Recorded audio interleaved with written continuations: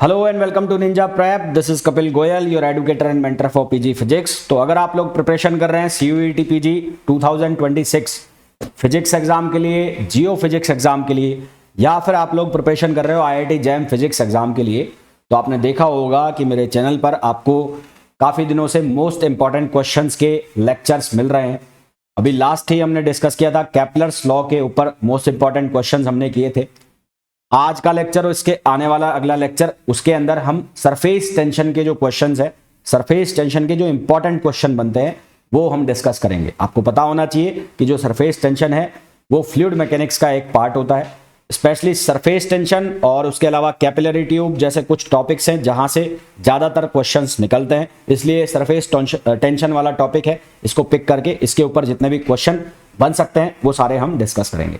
Video को continue करूं उसके पहले आप लोगों से रिक्वेस्ट रहेगी, प्लीज वीडियो को लाइक जरूर कर दें, चैनल को सब्सक्राइब जरूर कर दें। आपके वीडियो को लाइक करने से, चैनल को सब्सक्राइब करने से इन वीडियोस की रीच बनती है। आपकी तरह और भी लोग जो प्रिपरेशन कर रहे हैं इन एग्जाम्स की, वहां तक ये वीडियोस पहुंच जाते हैं। तो चलिए स्टार्ट करते हैं आज का लेक्चर। तो मैंने कहा आज का जो हमारा टॉपिक है वो है सरफेस टेंशन, और सरफेस टेंशन में बहुत बेसिक से क्वेश्चन स्टार्ट करते हैं। पहला जो क्वेश्चन आपको दिख रहा है उसमें बोला गया है the excess pressure inside a spherical liquid drop is proportional to. एक पानी की बूंद, स्फेरिकल लिक्विड ड्रॉपलेट, द्रव की बूंद, पानी की बूंद आप बोल सकते हैं। तो पानी की बूंद, द्रव की बूंद के लिए उसका जो एक्सेस प्रेशर होता है, वो प्रेशर और जो उसकी रेडियस होती है उसमें क्या रिलेशन होता है। देखो पहले दो तीन चीजें मैं आपको बता देता हूं, वो याद रखना। एक तो होती है ये लिक्विड ड्रॉप है, लिक्विड ड्रॉप यानी कि द्रव बूंद, द्रव बूंद, या इसको आप लिक्विड ड्रॉप भी लिख लो, लिक्विड ड्रॉप, लिक्विड ड्रॉप। एक होता है सोप बबल, साबुन का बुलबुला, एक होता है सोप बबल, साबुन का बुलबुला। ठीक है, एक मैं लिख रहा हूं soap, SOAP, soap bubble, soap bubble means साबुन का बुलबुला, साबुन का बुलबुला। ये दो केस है। जब आपसे द्रव बूंद या लिक्विड ड्रॉप पूछा जाएगा तो प्रेशर का एक फॉर्मूला बनता है, याद रखना है आपको। और एक जब सोप बबल का फॉर्मूला पूछा जाएगा तो आपसे प्रेशर का फॉर्मूला पूछा जाएगा। जब आप लिक्विड ड्रॉप की बात करेंगे, इसकी रेडियस रहेगी R, तो इसके केस में जो एक्सेस प्रेशर रहेगा उसको आप डिफाइन करेंगे P इक्वल्स टू 2T/R। इसके केस में जो एक्सेस प्रेशर रहेगा उसको आप डिफाइन करेंगे P इक्वल्स टू 2T/R। जब आपसे सोप बबल की बात की जाएगी तो उस केस में एक्सेस प्रेशर का जो फॉर्मूला रहेगा वो रहेगा 4T/R। क्या रहेगा? 4T/R।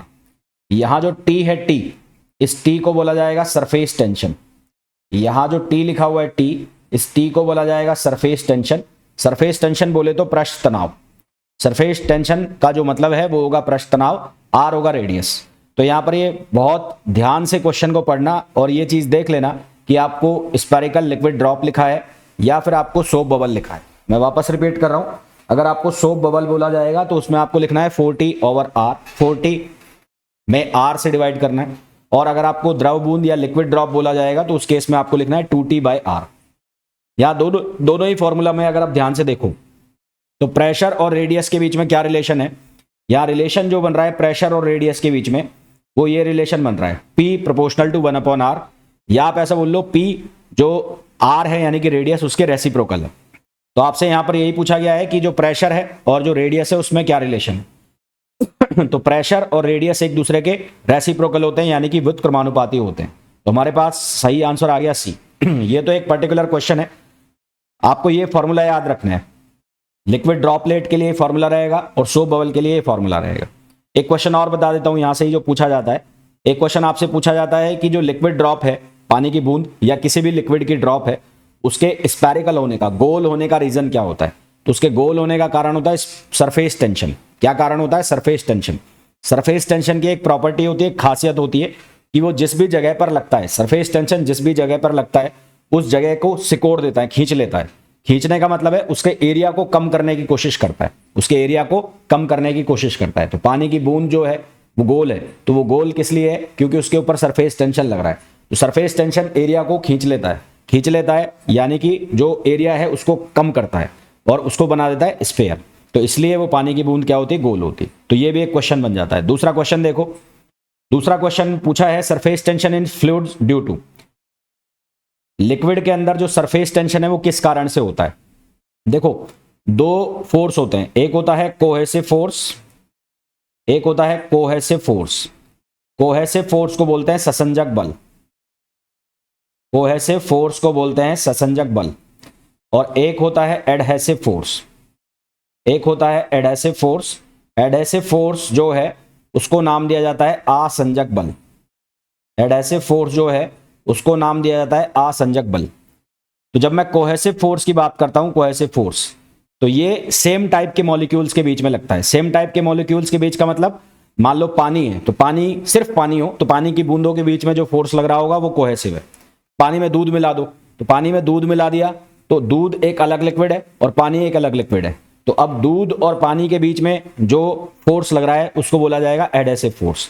तो कोहेसिव फोर्स क्या होता है, सेम टाइप के मॉलिक्यूल्स के बीच में, सेम टाइप के मॉलिक्यूल्स के बीच में, सेम टाइप के मॉलिक्यूल्स के बीच, सेम टाइप के मॉलिक्यूल्स के बीच जो फोर्स लगता है उसको हम बोलते हैं कोहेसिव फोर्स। और दो अलग अलग टाइप के मॉलिक्यूल्स के बीच में जो फोर्स लगता है उसको हम बोलते हैं एडहेसिव फोर्स। तो ये हो जाएगा डिफरेंट मॉलिक्यूल्स के बीच में, डिफरेंट मॉलिक्यूल्स के बीच में, डिफरेंट मॉलिक्यूल्स के बीच जो फोर्स लगता है उसको बोलते हैं एडहेसिव। एग्जांपल के लिए मैं यहां लिख दूं ऑयल एंड वाटर, तो तेल में पानी मिलाओगे या पानी में तेल मिलाओगे तो दो अलग अलग लिक्विड हो गए। एग्जांपल के लिए मैं लिख दूं water and milk, water and milk, ठीक है। तो वो जो फोर्स होते हैं उसको कहते हैं एडहेसिव और एक को कहते हैं कोहेसिव। अब हमें यहाँ पे पूछा जा रहा है कि सरफेस टेंशन का मेन कारण क्या है। तो सरफेस टेंशन जो है वो मेनली आता है किसकी वजह से, कोहेसिव फोर्स की वजह से। सरफेस टेंशन मेनली किसकी वजह से आता है, कोहेसिव फोर्स की वजह से। सरफेस टेंशन मेनली किसकी वजह से आता है, कोहेसिव फोर्स की वजह से आता है, ये ध्यान रखना। Surface tension is mainly due to cohesive force. Mainly surface tension जो है वो कोहेसिव फोर्स की वजह से आता है। नेक्स्ट क्वेश्चन पे आ जाओ।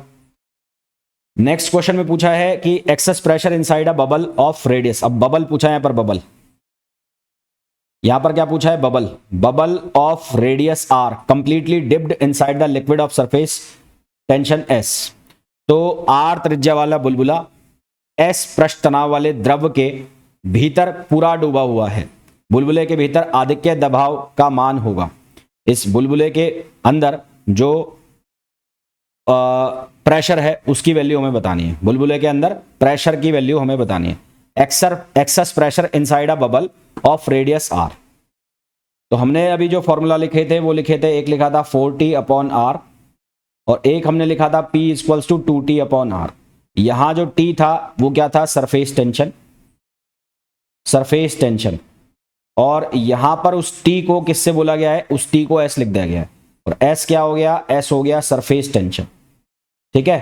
तो मैंने आपको बताया था कि ये फॉर्मूला किसके लिए है, ये स्फेरिकल ड्रॉप के लिए, लिक्विड ड्रॉप के लिए है। और ये जो फॉर्मूला है, ये वाला फॉर्मूला, ये किसके लिए है, सोप बबल के लिए। ये किसके लिए है, सोप बबल के लिए। अब इस क्वेश्चन में T को S लिख दिया गया है, R है। तो आपके पास ऑप्शन है 4S/R, 2S/R, S/2R और 2SR। अब आपको ये बताना है, इतना सारा हिंट देने के बाद अब आपको ये बताना है कि आंसर कौन सा आएगा इसका। ऑप्शन ए आएगा 4S/R या ऑप्शन बी आएगा 2S/R। ये आप मुझे बताएंगे, इसके मैं होमवर्क के लिए छोड़ रहा हूं। मैं आपको ये बता चुका हूं ऑलरेडी कि जो सोप बबल है, साबुन का बुलबुला है, उसके लिए प्रेशर का फॉर्मूला होता है 4T/R। लिक्विड ड्रॉपलेट के लिए, बूंद के लिए जो फॉर्मूला होता है वो होता है 2T/R। T होता है सरफेस टेंशन, उस सरफेस टेंशन को यहां पर लिखा गया है S से। तो फॉर्मूला जो है वो 4S/R बनेगा या 2S/R बनेगा, ये आपको मेरे को बताना है। ऑप्शन ए आएगा या बी आएगा, इसमें से कौन सा ऑप्शन आएगा ये आप मुझे बताएंगे। तो ये आपके लिए होमवर्क के लिए क्वेश्चन है, जरूर बता देना। जब भी इसको देखो आंसर मेरे को जरूर बता देना क्या आएगा, और नहीं आता तो फिर क्या ही कहने। नेक्स्ट क्वेश्चन में पूछा है 2 spherical soap bubbles. 2 soap bubble हैं, साबुन के बुलबुले। एक का डायमीटर है 10 सेंटीमीटर और एक का डायमीटर है 6 सेंटीमीटर। एक का डायमीटर कितना है, 10 सेंटीमीटर। इसको मैंने लिख दिया 10 सेंटीमीटर डायमीटर। तो इसकी रेडियस कितनी हो जाएगी, रेडियस हो जाएगी 5 सेंटीमीटर। दूसरे का जो डायमीटर है वो है 6 सेंटीमीटर। तो इसकी जो रेडियस है वो कितनी हो जाएगी, 3 सेंटीमीटर की रेडियस हो जाएगी। R formed at the end of a narrow horizontal tube, ये दोनों एक पतली सकरी एक क्षैतिज ट्यूब के एंड पर बनते हैं। इन दोनों के बीच में प्रेशर डिफरेंस हमें बताना है। सरफेस टेंशन की हमें वैल्यू दे रखी है, सरफेस टेंशन की वो कितनी है, 3 इंटू 10⁻²। यहां पर जो सरफेस टेंशन की यूनिट है उसको ध्यान से देख लेना, कई बार ये ऑब्जेक्टिव क्वेश्चन बन जाता है। ये सरफेस टेंशन की जो यूनिट है इसको ध्यान से देख लेना, ये ऑब्जेक्टिव क्वेश्चन बन जाता है। तो सरफेस टेंशन की यूनिट होती है न्यूटन पर मीटर। जरूरी नहीं हमेशा न्यूटन लिखा जाए, आप इसको ऐसे पढ़ सकते हो, फोर्स पर यूनिट लेंथ। आप इसको ऐसे पढ़ सकते हो कि फोर्स पर यूनिट लेंथ, यानी कि सरफेस टेंशन एक फोर्स नहीं है, सरफेस टेंशन एक लाइन फोर्स है। सरफेस टेंशन फोर्स नहीं है। अगर इसके पीछे टेंशन लिख रहा है इसको, इसका मतलब ये नहीं है कि ये फोर्स है। वो कहते हैं ना कि हर पीली दिखने वाली चीज सोना नहीं होती, तो इसके पीछे टेंशन लिखा हुआ है तो इसका मतलब ये फोर्स नहीं है। इसकी यूनिट पकड़ो, यूनिट लिखा हुआ है न्यूटन पर मीटर। अगर ये फोर्स होता तो इसकी यूनिट होती न्यूटन, यहां यूनिट लिखी हुई है न्यूटन पर मीटर, यानी कि फोर्स पर यूनिट लेंथ। तो ये फोर्स नहीं है, इसको लाइन फोर्स कहते हैं। कौन सा फोर्स कहते हैं, इसको लाइन फोर्स कहते हैं। इसको कौन सा फोर्स कहते हैं, लाइन फोर्स कहते हैं। अच्छा जी, अब हमें प्रेशर का डिफरेंस पूछा है। हमें बोला है साबुन का बुलबुला, साबुन के बुलबुले के लिए प्रेशर की जो वैल्यू है वो हमने लिखी है ऑलरेडी, कितनी होती है, 40/R। तो इनमें डिफरेंस निकालना है तो डेल्टा पी, एक बार मैं लिख दूंगा P1 और एक बार लिख दूंगा P2। तो P1 माइनस क्या कर दूंगा P2। P1 की वैल्यू लिख दी मैंने 40/R1 और P2 की वैल्यू लिख दी मैंने 40/R2। अब यहां से डेल्टा P कॉमन मैंने निकाल लिया 40, ये हो जाएगा 1/R1 माइनस ये हो जाएगा 1/R2। R1 की वैल्यू 5 सेंटीमीटर है, मीटर में कन्वर्ट कर लो तो ये हो जाएगा 5 इंटू 10⁻² मीटर। और इसी तरह से यहां से ये हो जाएगा 3 इंटू 10⁻² मीटर। ठीक, अब वैल्यू रख दो 4 इंटू टी। टी की वैल्यू कितनी है, टी की वैल्यू है 3 इंटू 10⁻²। 1/R1, R1 की वैल्यू कितनी है 5, तो ये रखा आपने 5 इंटू 10⁻²। और R2 जो है उसकी वैल्यू है 3 इंटू 10⁻²। इस पूरे में से नीचे से कॉमन आ रहा है 10⁻², तो ये ऊपर बन गया 12, तो 12 इंटू 10⁻² और नीचे कॉमन आ गया 10⁻²।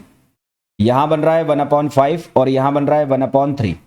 इसको पूरे को जब सॉल्व करोगे तो आपके पास जो आंसर आएगा वो आएगा 1.6। इसको सॉल्व करने के बाद आंसर आएगा 1.6, जो कि ऑप्शन हो जाएगा कौन सा, डी। तो आपके पास सही आंसर जो है वो क्या आ जाएगा, डी आ जाएगा। सही आंसर जो है वो क्या आ जाएगा, डी आ जाएगा। नेक्स्ट क्वेश्चन देखो। नेक्स्ट क्वेश्चन में बोला है work done in blowing a soap bubble, एक साबुन के बुलबुले को फुलाने के लिए कितना काम किया गया है, उसकी सरफेस टेंशन दी गई है, उसकी रेडियस दी गई है। तो इसके लिए एक सीधा सा फॉर्मूला बता रहा हूं, वो याद रखना है। फॉर्मूला बता रहा हूं वर्क डन का, सरफेस टेंशन की वजह से जो वर्क डन आता है उसका फॉर्मूला बता रहा हूं। तो उसका फॉर्मूला होता है वर्क बराबर tension into change in area. Tension into change in area, है ना। टी का मतलब है टेंशन, टी का मतलब है टेंशन और डेल्टा ए का मतलब है एरिया। तो यहां टेंशन आपको दी गई है वो कितनी दी गई है, 3 इंटू 10⁻²। तो टेंशन आपको जो दी गई है 3 इंटू 10⁻²। एरिया जो लिखोगे सोप बबल का, तो वो एरिया कैसे लिखोगे, अब ये स्पेयर है, ये क्या दिया है, स्पेयर। तो स्पेयर का जो एरिया होता है वो स्पेयर का एरिया होता है 4πr² स्पेयर का। अब सोप बबल के साथ क्या चक्कर है, सोप बबल में 2 लेयर होती है, 2 सोप बबल में 2 लेयर होती है, 2, ये 2 लेयर है 2, और ये लेयर्स एकदम चिपकी हुई होती है, एकदम चिपकी हुई होती है, पता नहीं लगता, इन बीच में गैप बहुत कम होता है। तो जो इफेक्टिव एरिया होता है उसको 2 से और मल्टीप्लाई कर देते हैं। तो 2 से मल्टीप्लाई कर देते हैं तो एरिया जो बनता है सोप बबल का, साबुन के बुलबुले का जो एरिया बनता है वो बनता है 8πr²। क्या एरिया बनता है, 8πr²। तो यहां इसको मल्टीप्लाई करोगे आप 8πr², तो ये हो जाएगा 3 इंटू 10⁻²। यहां पर रहेगा 8, यहां पर रहेगा पाई, और r की वैल्यू आपको गिवन है 0.05। r की वैल्यू कितनी गिवन है, 0.05। तो ये हो जाएगा 0.05, इसका आपने कर देना है स्क्वायर। इसको जब आप सॉल्व करोगे, अब इतना सा तो कर सकते हो यार, सॉल्व वगैरह तो कर ही सकते हो ना। तो इसको जब सॉल्व करोगे तो ये बन जाएगा 1.88 इंटू 10⁻³ जूल। तो ये बन जाएगा 1.88 इंटू 10⁻³ -3 जूल, जो कि ऑप्शन हो गया ए। ये फॉर्मूला जो मैंने आपको बताया है ये याद रखना, ये अपने नोट्स में लिख लेना है ना। ये फॉर्मूला जो मैंने बताया है, जो सरफेस टेंशन की वजह से वर्क डन का फॉर्मूला है, इसको अपने नोट्स में लिख लेना, इसको याद कर लेना। क्या यहां तक क्लियर है सबको बात?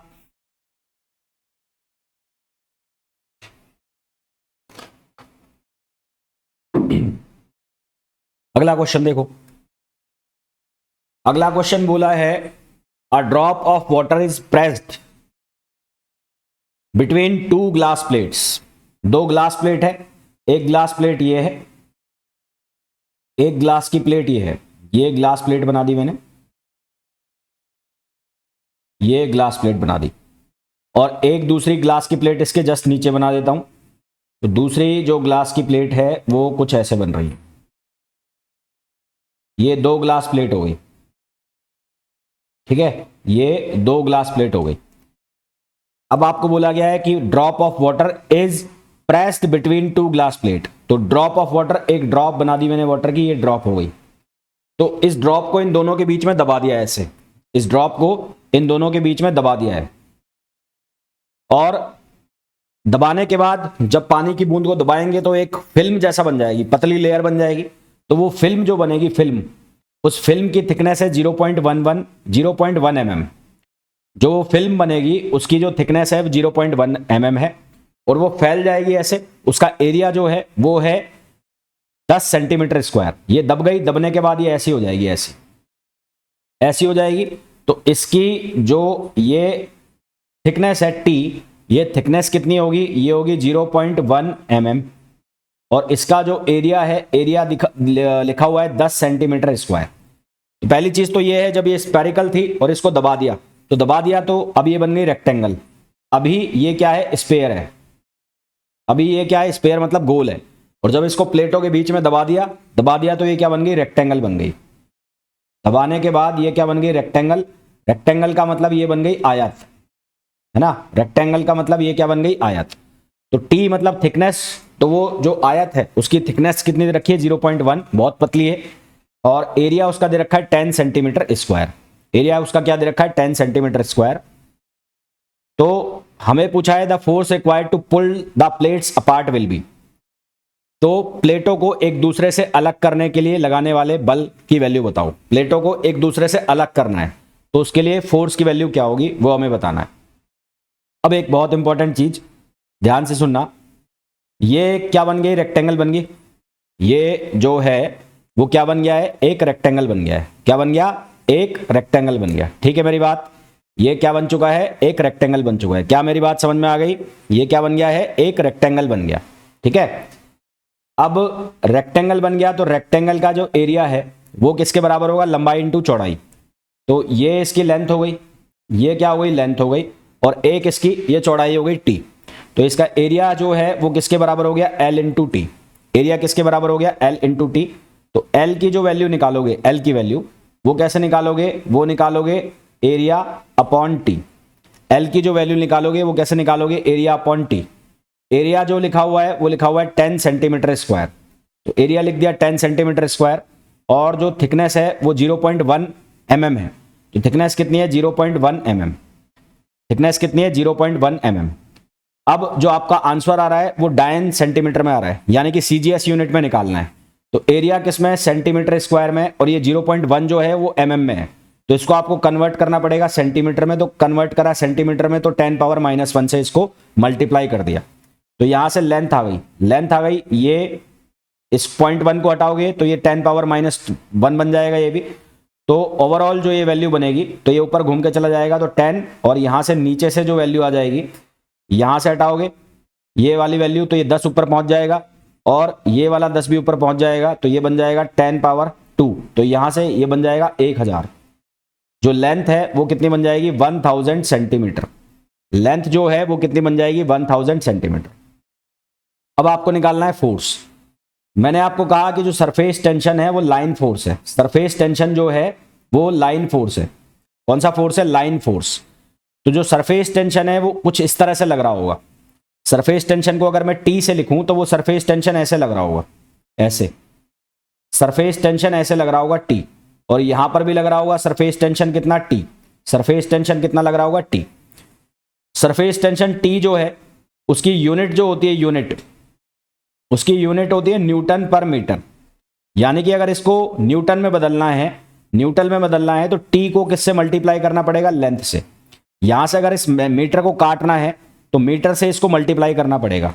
तो सरफेस टेंशन को यदि आपको फोर्स में बदलना है तो उसको लेंथ से मल्टीप्लाई करना पड़ेगा। तो फोर्स अगर मेरे को बनाना है तो सरफेस टेंशन को किससे मल्टीप्लाई करना पड़ेगा? लेंथ से मल्टीप्लाई करना पड़ेगा, तो ही वो किस में कन्वर्ट होगा? फोर्स में कन्वर्ट होगा। अब यहां पर जब ये रेक्टेंगल बन गया तो इसकी दो लेंथ आ गई। दो लेंथ कौन कौन सी आ गई? एक तो ये वाली आ गई और एक ये वाली आ गई। तो एक ये और एक ये, तो कुल फोर्स कितना हो जाएगा? एक ये वाला और एक ये वाला। तो नेट फोर्स जो हो जाएगा वो हो जाएगा T into L plus T into L. तो कुल फोर्स कितना हो जाएगा? 2TL। कुल फोर्स कितना हो जाएगा? 2TL। तो 2T की वैल्यू आपके पास है, वो T की वैल्यू कितनी है? 80 डाइन पर सेंटीमीटर यहां पर लिखा हुआ है। तो T की वैल्यू हो गई 80। L जो है L, उस L की वैल्यू कितनी आ गई? 1000। ये आपने निकाला है, L की वैल्यू कितनी आ गई? 1000। तो यहां से इसको सॉल्व करोगे तो 8 दूनी 16 और 16 इंटू 10 पावर 4। तो यहां से आंसर आ जाएगा 16 इंटू 10 पावर 4। और ये किस में आ जाएगा? डाइन में आ जाएगा, है ना? किस में आ जाएगा? डाइन। डाइन जो है वो CGS की यूनिट होती है। डायन नहीं बोलना है, डाइन। तो आंसर जो आपके पास आएगा वो आ जाएगा ऑप्शन सी। इसका करेक्ट आंसर क्या आ जाएगा? Option C. आई होप ये आपको बहुत अच्छे से समझ में आ गया होगा कि मैंने लेंथ कैसे निकाली है, फोर्स को कैसे आपको देखना है। सरफेस टेंशन में आपको बता चुका हूं, वो फोर्स नहीं होता, वो लाइन फोर्स होता है। नेक्स्ट क्वेश्चन पे आ जाओ। नेक्स्ट क्वेश्चन लिखा है which of the following statement is not correct. इनमें से कौन सा स्टेटमेंट करेक्ट नहीं है? पहला स्टेटमेंट लिखा है surface tension of liquid increase with rise in temperature. देखो मैंने आपको कहा कि जो सरफेस टेंशन है, सरफेस टेंशन, वो सरफेस टेंशन किसकी वजह से है? वो कोहेसिव फोर्स की वजह से है। सरफेस टेंशन किसकी वजह से है? Cohesive force. कोहेसिव फोर्स को क्या नाम दिया जाता है? सहसंजक बल। कोहेसिव फोर्स जो है उसको क्या नाम दिया जाता है? सहसंजक बल। यानी कि एक ही टाइप के मॉलिक्यूल्स के बीच में लगने वाला जो फोर्स होता है उसको कहते हैं कोहेसिव फोर्स। यदि टेम्परेचर बढ़ाया जाएगा, इफ टेम्परेचर इज इंक्रीज्ड, यदि टेम्परेचर को बढ़ाया जाएगा तो ये कोहेसिव फोर्स की जो वैल्यू है ये डिक्रीज होगी। कोहेसिव फोर्स जो है वो घटेगा। आप इसको ऐसे समझ सकते हो कि जैसे पानी है, पानी के बुलबुले हैं, अभी वो पास पास है जब आपने उनको गर्म नहीं किया है। जब आप पानी को गर्म करते हो, बॉईल करते हो, उबालते हो, तो आप देखते हो कि वो बुलबुले बनते हैं और वो दूर दूर भागने लगते हैं।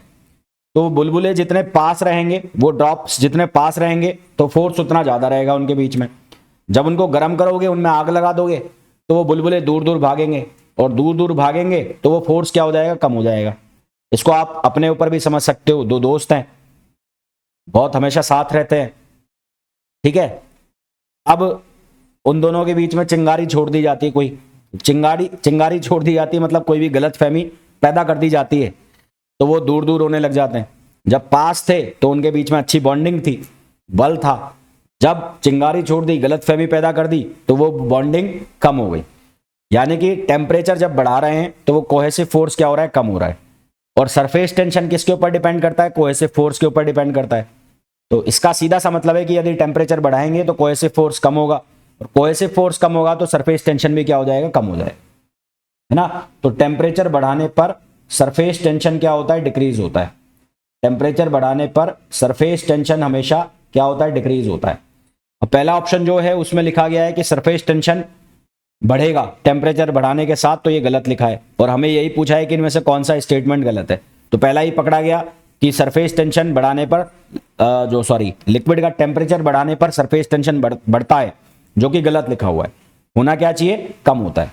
तो गलत आंसर हो गया कौन सा? ए। बाकी सब देखने की जरूरत नहीं है। हाँ, बाकी को आप अपने नोट्स में जरूर लिख सकते हो।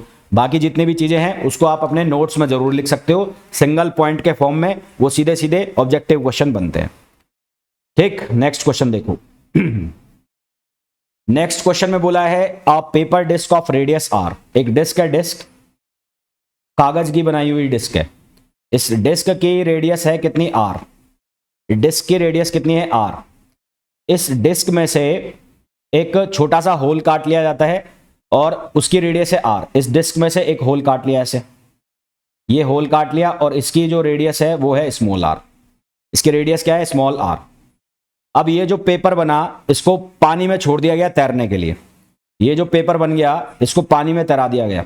यहां पर पानी है,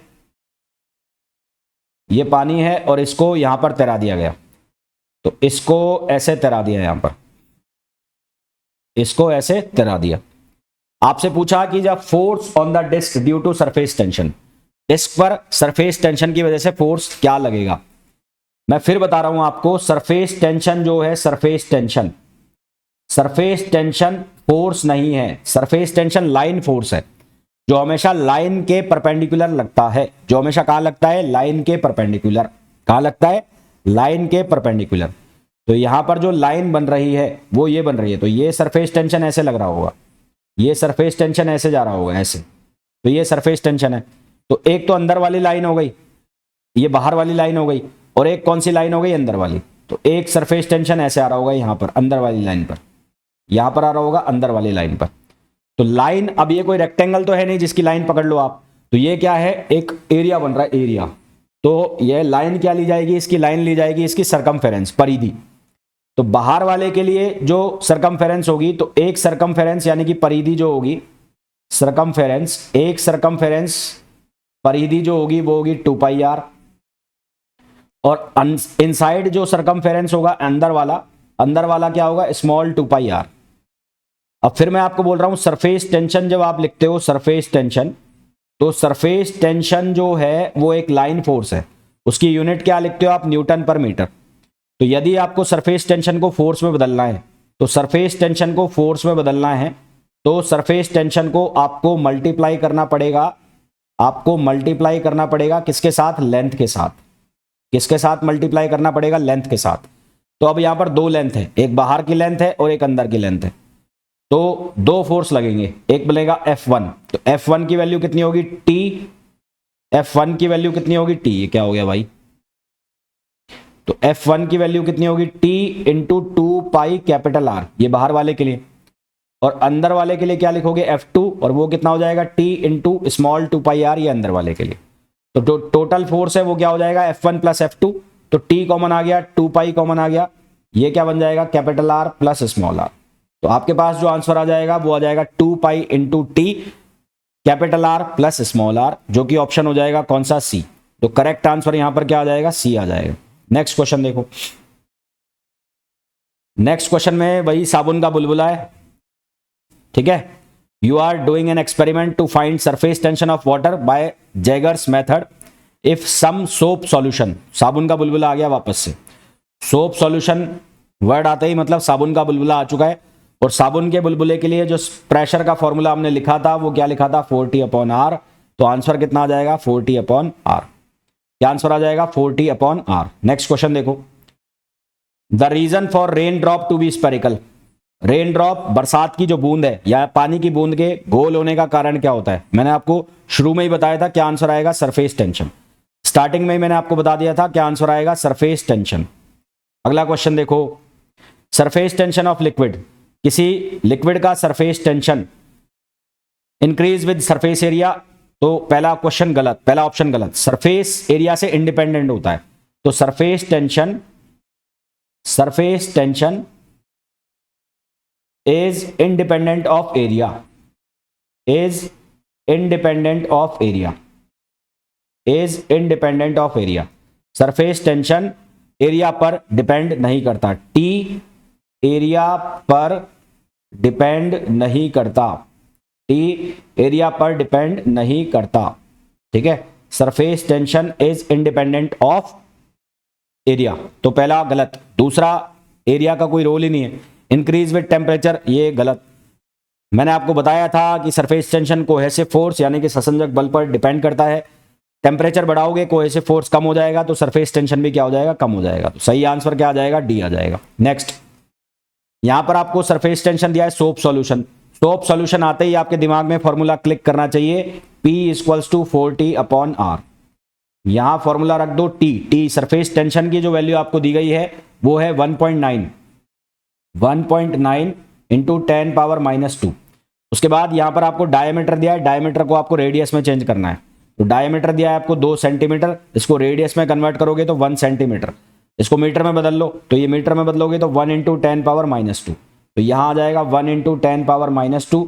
यहाँ से इसको सॉल्व करोगे तो आपके पास आंसर आएगा 7.6। क्या आंसर आ जाएगा? 7.6, जो कि आंसर हो जाएगा कौन सा? डी। नेक्स्ट क्वेश्चन देखो। नेक्स्ट क्वेश्चन अगेन वही क्वेश्चन है, इनमें से कौन सरफेस टेंशन का रिजल्ट नहीं है? इनमें से कौन सरफेस टेंशन का रिजल्ट नहीं है? पानी की बूंद का गोल होना, बरसात की बूंद का गोल होना सरफेस टेंशन की वजह से है, तो ये सही है, ये इसका रीजन है। कपड़ों में से गंदगी का निकलना, जब कपड़ों के ऊपर साबुन लगाते हैं तो वो साबुन लगाने की वजह से गंदगी बाहर निकलती है, तो वो भी किस वजह से हो रहा है? सरफेस टेंशन की वजह से हो रहा है, तो ये भी सही है, ये भी सही है। कैपिलरी, कैपिलरी का मतलब है कि जो एक छोटी डायमीटर वाली ट्यूब होती है उसमें लिक्विड का ऊपर चढ़ जाना नीचे उतर जाना, उसको कहते हैं कैपिलरी, केशिकत्व। तो वो भी किसकी वजह से होता है? सरफेस टेंशन की वजह से होता है। पानी का जो फ्लो है या किसी भी लिक्विड का फ्लो सरफेस टेंशन की वजह से नहीं होता, तो ये हमारे पास सरफेस टेंशन का रिजल्ट नहीं है। पहला जो है स्पेरिकल ड्रॉप होती है रेन, वो सरफेस टेंशन के कारण है। कपड़ों में से गंदगी का बाहर निकलना, उसका कारण भी सरफेस टेंशन है। किसी छोटे डायमीटर वाली ट्यूब में लिक्विड का ऊपर चढ़ जाना या नीचे उतर आना, वो भी सरफेस टेंशन की वजह से होता है। जो लिक्विड का फ्लो हो रहा है वो सरफेस टेंशन की वजह से नहीं होता, तो डी जो है इसका सही आंसर आ जाएगा। आपको इसमें पकड़ना है कि कौन रिजल्ट नहीं है, तो डी जो ऑप्शन है वो इसका रिजल्ट नहीं है, डी जो ऑप्शन है वो इसका रिजल्ट नहीं है। चौथा, if work required to blow a soap bubble, अब यहां पर लिखा हुआ है साफ साफ सोप बबल। मैंने अभी आपको बताया था कि वर्क डन का जो फॉर्मूला आपको लिखना है वो लिखना है टी इंटू एरिया। अब सोप बबल का मैंने आपको एरिया बताया था, सोप बबल, सोप बबल के लिए जो एरिया आप लोगे वो आप लोगे 8πr²। क्या एरिया लोगे? 8πr²। तो पहले केस में जो वर्क डन है वो W है, कब? जब उसकी रेडियस R है, तो यहां पर आपने लिखा W, ये हो गया T। एरिया आप लिख लोगे कितना? 8πr²। तो यहां से आपके पास बन जाएगा 8πt × r², इसको आपने लिख दिया 1। फिर आपको बोला गया the additional work required to blow its radius, यदि इसकी रेडियस को 3r कर दिया जाता है तो एक्स्ट्रा काम कितना किया जाना है? तो जब रेडियस को कितना कर दिया? 3r, तो व्हेन रेडियस कितनी कर दी? 3r, तो 3r कर दी, तो इसको मैं एक बार के लिए लिख रहा हूं W2, और W2 किसके बराबर हो जाएगा? T × 8π, और रेडियस कितनी कर रहे हो? 3r, तो 3r का स्क्वायर हो जाएगा, तो यहां से बन जाएगा T × 8π, ये हो जाएगा 9r²। तो यहां से कितना बनेगा? यहां से इसको मैंने बनाया 9 को बाहर निकाल लिया और इसको लिख लिया मैंने 8πtr², 8πtr²। 8πtr² जो है वो किसके बराबर है? W के बराबर, तो ये W के बराबर है, तो यहां से W2 जो है वो कितना बन गया? 9W। W2 कितना बन गया? 9W। तो एडिशनल वर्क जो है, एडिशनल वर्क, तो एडिशनल वर्क यानी कि एक्स्ट्रा वर्क, वो कितना हो जाएगा? Delta W। डेल्टा W कितना हो जाएगा? W2 - W1। तो W2 जो है उसकी वैल्यू हो गई 9W, और W1 जो है उसकी वैल्यू हो जाएगी W, तो आंसर आपके पास आ जाएगा 8W। आंसर क्या आ जाएगा? 8W, जो कि ऑप्शन हो जाएगा सी, जो कि ऑप्शन हो जाएगा सी। नेक्स्ट क्वेश्चन देखो। नेक्स्ट क्वेश्चन में वापस से सोप बबल वाली कहानी। सोप बबल का फॉर्मूला आते ही, सोप बबल नाम आते ही फॉर्मूला यूज कर लेना है, P = 4T/R। सोप बबल नाम आते ही फॉर्मूला यूज कर लेना है, P = 4T/R। तो ये हो गया 4, T जो है उसकी वैल्यू हो गई 0.03, और रेडियस हो गई 2 mm। इसको आपको मीटर में कन्वर्ट करना है, तो मीटर में कैसे कन्वर्ट करोगे? ये 2 × 10⁻³ कर देना है बस। आंसर इसका आ जाएगा कितना? 60। आंसर कितना आ जाएगा? 60, जो कि ऑप्शन हो जाएगा कौन सा? सी। नेक्स्ट क्वेश्चन देखो। When the temperature is increased, जब टेम्परेचर को बढ़ाया जाएगा तो सरफेस टेंशन पर क्या इफेक्ट पड़ेगा? जब टेम्परेचर को बढ़ाया जाएगा तो सरफेस टेंशन पे क्या इफेक्ट पड़ेगा? घटेगा। कितनी बार अभी इसी लेक्चर के अंदर हमने इसको 3-4 बार डिस्कस कर लिया, तो क्या आंसर आ जाएगा? इसका सी आ जाएगा। Next, iron needle floats on a surface of water. ये सरफेस पानी की सरफेस है और इसके ऊपर एक जो सुई है, सुई वो तैर रही है, तो सुई ऐसे बनी हुई है, ऐसे, ये सुई हो गई। तो इस सुई के तैरने का कारण क्या है? तो इस सुई के तैरने का कारण क्या होता है? सरफेस टेंशन होता है। इस सुई के तैरने का कारण क्या है? तो इसका कारण क्या होता है? Surface tension. क्या कारण होता है? Surface tension. Next question, surface tension temperature बढ़ाने पर क्या होगा? डिक्रीज होगा। तो आंसर क्या आ जाएगा? डी आ जाएगा। ये क्वेश्चन बार बार आ रहा है भाई, ये क्वेश्चन बार बार रिपीट हो रहा है, तो आप जान सकते हो इसकी इंपॉर्टेंस कितनी है। ये क्वेश्चन बार बार रिपीट हो रहा है तो आपको पता लग रहा होगा कि इस पर्टिकुलर क्वेश्चन की कितनी इंपॉर्टेंस है कि सरफेस टेंशन और टेम्परेचर का रिलेशन बार बार पूछा जा रहा है। दूसरा, सरफेस टेंशन और सोप बबल वाला जो फॉर्मूला है वो बार बार आ रहा है। तीसरा, जो सरफेस टेंशन की वजह से वर्क डन का फॉर्मूला है, उस तरह के क्वेश्चन बार बार आ रहे हैं। तो आपको ये अच्छा खासा आइडिया लग गया होगा कि किस तरह के क्वेश्चन बार बार रिपीट होते हैं। नेक्स्ट क्वेश्चन में पूछा है स्फेरिकल लिक्विड ड्रॉप है। अब ये ड्रॉप है, ड्रॉप, ठीक है, of radius R is broken up into 8 spherical droplets. 8 spherical droplets. तो वर्क डन बताना है। तो वर्क डन जो है वो किसके बराबर होता है? T into delta A. अब डेल्टा ए कैसे निकालोगे? डेल्टा ए निकालने के लिए ये आर बड़ी रेडियस वाला है, ये बड़ी रेडियस का है, ये आर। तो इसका एरिया कितना हो जाएगा? इसका एरिया हो जाएगा 4 पाई आर स्क्वायर। और ये छोटी बूंद वाला हो गया जिसकी रेडियस है आर, तो इसका एरिया कितना हो जाएगा? 4 पाई आर स्क्वायर। ऐसी कुल कितनी बूंदें हैं? 8। तो टोटल एरिया कितना हो जाएगा? 8 को मल्टीप्लाई कर दोगे 4 पाई आर स्क्वायर से, तो एरिया जो नेट एरिया बनेगा वो नेट एरिया कैसे निकालोगे? 8 multiply by 4 pi R square minus ये बड़ा वाला, तो ये बड़ा वाला कितना है? 4 पाई आर स्क्वायर। यहां से कॉमन कितना आ गया? कॉमन आ गया 4 पाई। कॉमन कितना आ गया? 4 पाई। ब्रैकेट में रह गया 8 R square minus capital R square, ठीक है। अब यहां हमें वैल्यू निकालनी पड़ेगी किसकी? आर की। किसकी वैल्यू निकालनी पड़ेगी? आर की वैल्यू निकालनी पड़ेगी। आर की वैल्यू कैसे निकालें? आर की वैल्यू ऐसे निकालेंगे, volume of 8 liquid drops. Volume of 8 liquid drops ये किसके बराबर होगा? Volume of big liquid drop. Volume of big liquid drop, बड़ी बूंद का जो आयतन है वो 8 छोटी बूंद के आयतन के बराबर होगा, यानी कि 8 इंटू 4/3 पाई आर क्यूब, यहां ये कर दिया। और बड़ी बूंद का जो आयतन है, वॉल्यूम है, वो होगा 4/3 पाई आर क्यूब। तो यहां से क्या होगा? 4/3 पाई से 4/3 पाई कट जाएगा। यहां कैपिटल आर क्यूब किसके बराबर हो जाएगा? ये 8 आर क्यूब के बराबर हो जाएगा। तो इसको आप ऐसे लिख सकते हो, आर क्यूब इक्वल्स टू, इसको आप लिख सकते हो 2r और क्यूब। तो यहां से r की वैल्यू बन जाएगी 2r। कैपिटल R की वैल्यू कितनी बन जाएगी? 2r। और स्मॉल r किसके बराबर हो जाएगा? r/2। स्मॉल r किसके बराबर हो गया? r/2। तो स्मॉल r की वैल्यू यहां रखोगे अब आप, तो ये हो जाएगा 4 पाई, यहां लिख दोगे 8, ये हो जाएगा r/2 इसका स्क्वायर माइनस r स्क्वायर, ठीक है। अब इसको आपको सॉल्व कर लेना है। 2 का स्क्वायर 4 होगा, 4 दूनी 8, ये कट जाएगा। तो यहां से आपके पास बन जाएगा, ये बन जाएगा 4 पाई आर स्क्वायर। क्या बन जाएगा? 4 पाई आर स्क्वायर। तो ये डेल्टा ए की वैल्यू यहां रख देनी है। तो वर्क डन कितना आ जाएगा? T into 4 pi R square. तो वर्क डन कितना आ जाएगा? T into 4 pi R square, जो कि ऑप्शन हो जाएगा सी। जो कौन सा ऑप्शन हो जाएगा? सी। तो आई होप जितने भी क्वेश्चंस मैंने आपको कराए हैं वो बहुत अच्छे से समझ आ गए होंगे। फिर भी आपको कोई डाउट होता है तो आप पूछ सकते हैं। मिलते हैं नेक्स्ट वीडियो में। Till then, thank you, bye.